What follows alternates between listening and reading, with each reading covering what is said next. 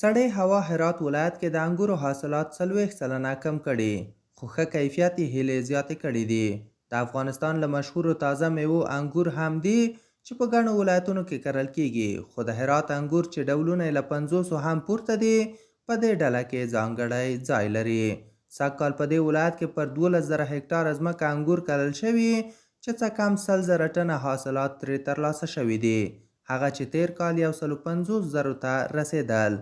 د هرات د کرنې ریاست مسؤلین د انګورو کمیدو یو لوی لامل په تیر ژمي کې د سړې هوا زیاتېدل یادوي او وایي چې ډیری باغونه د سړې هوا له امله یخ وهلي دي.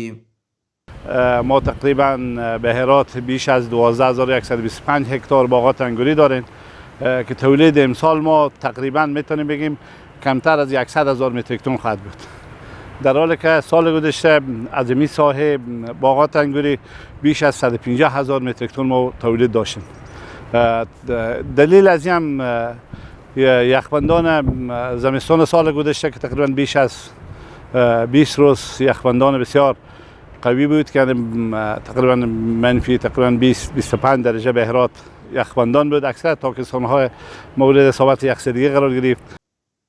په هرات کې د انګورو کروندګر سږکال د انګورو لوړ کیفیت او لوړې بیې څخه خوښي څرګندوي، خو له بلې د انګورو حاصلاتو کمیدو اندېښمن کړي دي. دوی له مسؤلینو غواړي چې سړې خونې دې ورته زیاتې کړي چې تازه میوې یې خرابې نشي. نظر به سردی که پارسال ما در ولایت هرات سال گذشته داشتیم تقریبا بین 50 تا 60% ما کاهش داریم نظر به محصولات پارسال که ما داشتیم.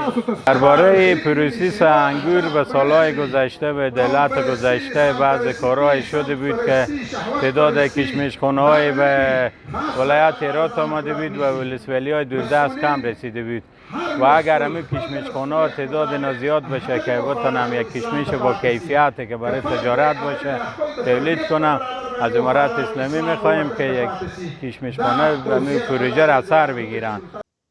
د هرات ځایي مسؤلین وایي له یوې خوا په بازارونو کې د میوو بیې لوړې شوي او له بلې خوا یې د بهرنیو تازه میوو مخنیوي لپاره پر هغوی مالیې لوړې کړي دي چې دې چارې د کورنیو میوو ارزښت پورته کړی دی. دغه مسؤلین کروندګرو ته د سړې خونو د زیاتېدو ډاډ ورکوي.